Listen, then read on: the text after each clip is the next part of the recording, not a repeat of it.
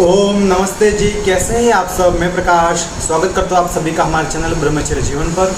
मित्रों, आज अपन बात करने वाले हैं कि जो जवान ऐसा कहते हैं कि 1 महीने से ज़्यादा हम ब्रह्मचर्य पालन कैसे करें।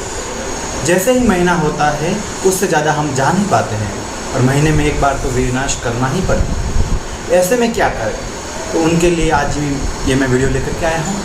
आगे बढ़ने से पहले वीडियो को लाइक करें, चैनल को अभी तक आपने सब्सक्राइब नहीं किया है तो चैनल को सब्सक्राइब करें और बेल आइकन को प्रेस करें ताकि ब्रह्मचर्य से संबंधित हर जानकारी आपको इस चैनल के माध्यम से मिलती रहेगी। पूरी जानकारी के लिए वीडियो को अंत तक ज़रूर देखें और आपको वीडियो उपयोगी लगता हो, आपको ये जानकारी अच्छी लगती हो तो अपने मित्र बंधुओं तक भी शेयर जरूर कर दिया जाए। चलिए आज का वीडियो शुरू करते हैं। तो भाई 1 महीने से ज़्यादा ब्रह्मचर्य का पालन कैसे करें। अब कहते हैं भाई हम कितना ही संयम कर लें, जितना भी पालन करना चाहें, मगर 1 महीने से ज़्यादा पालन हो ही नहीं पा रहा है। जैसे ही 1 महीना होता है उनको नाश करना ही पड़ता है, वो एनर्जी हम पचा ही नहीं सकते हैं। तो 1 महीने के बाद ऐसा क्या करें कि आपका ब्रह्मचर्य नाश करने का मन ही ना करे और आपका ब्रह्मचर्य 1 साल का टारगेट है, आपका 5 साल का टारगेट है, जो टारगेट है आपका वो टारगेट आप पूरा कर सके। उसके लिए क्या करना चाहिए। तो सबसे पहले मैं कहना चाहूँगा कि ब्रह्मचर्य का पालन कोई बड़ी बात नहीं है। आप उसको बड़ा समझ लिया है, अगर वो बड़ी बात है नहीं, अगर उसको आपने जी लिया तो, मगर आप केवल समझने में ही लगेंगे, केवल उसको खोज करने में लगेंगे तो कुछ नहीं। आप उसको जिए, किसी भी वस्तु को आप जिए तो आपको डिफ़िकल्ट नहीं लगती है। अब कोई व्यक्ति योग के अच्छे आसन कर लेता है, शरीर को वो कहते हैं फोल्डिंग करने वाले आसन कर लेता है, कोई नहीं कर पाता है। और कोई जिससे नहीं हो पाता है वो कहते हैं ये तो मैं 7 जन्म में भी नहीं कर सकता।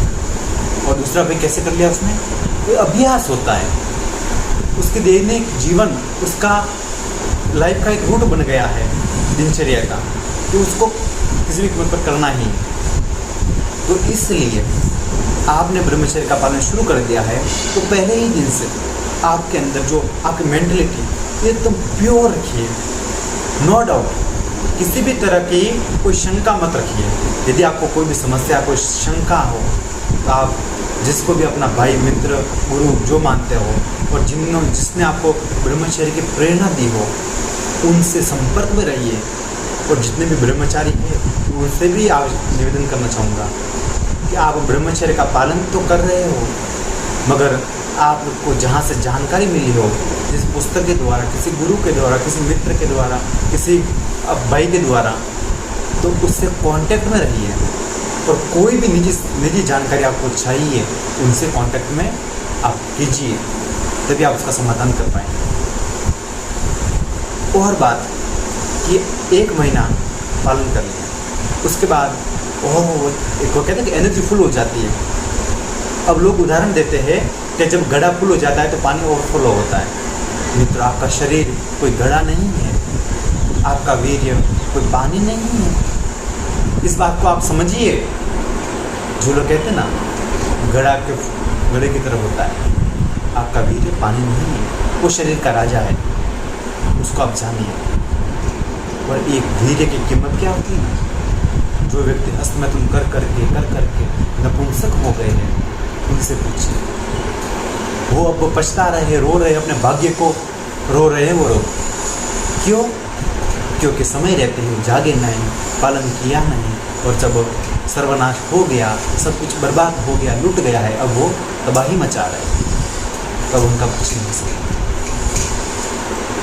तो 1 महीने का पालन आप जिस तरह से आप अच्छी शुद्ध आचरण से, अच्छे नियम से आप पालन कर रहे हैं, उसी तरह से आप मन में विचार करना प्रतिदिन कि भाई हमने इतने समय तक पालन किया है, हमको शरीर में क्या क्या बदलाव आ रहे हैं, क्या क्या बेनिफिट्स मिल रहे हैं, क्या क्या चेंजेस आ रहे हैं। वो कहते हैं ना मित्रों, जब छोटा सा पेड़ अपन लगाते हैं तो 1 साल में हो सकता है वो पेड़ थोड़ा तेज़ी से बढ़ जाए, 2 साल में और तेज़ी से बढ़ जाए, मगर किसी भी कौन सा भी पेड़ 5 साल तक जितना तेज़ी से बढ़ता है उससे आगे के 5 साल, 10 साल में उसका डबल नहीं हो सकता। इस बात का देखना आप। अब कई बार कहते हैं हमने ब्रह्मचर्य का पालन करते हुए साल भर हो गया है, मगर अब शायद हमको ऐसा लग रहा है हमारे अंदर वीर्य बनने की प्रक्रिया धीमी पड़ गई है और अब हम नाश नहीं करेंगे, हो सकता है ये प्रक्रिया बंद हो जाए। वाह भाई वाह, धन्य हो। और जो चालू रख रहे हैं वो नपुंसक हो जा रहे हैं, वो उसका क्या, तो उस पर तो कोई बात नहीं कर रहा। ऐसी कोई बात नहीं है, आप ऐसी बातों में बहकावे में मत आइए और अपने आप को संभालिए। आपका जीवन आपके हाथ में है और आपका जीवन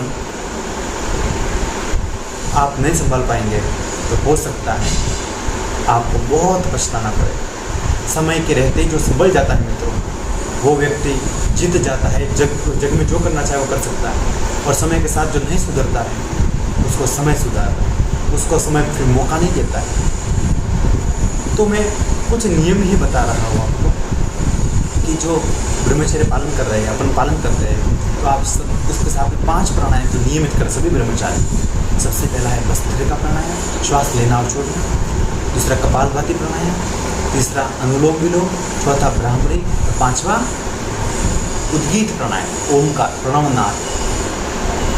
उन 5 प्राणायामों में ऐसी शक्ति है, वो नेगेटिव ऊर्जा बाहर चली जाती है। और दुनिया में मैं एक बात कहना चाहूँ मित्रों, आप कहें कोई कई सारे लोग मैं ऐसे भी देखे हुए कि हम साधना करते हैं और साधना से हमारी नेगेटिव ऊर्जा चली जाएगी, मगर वो नेगेटिव ऊर्जा आपके माइंड में भरी हुई है।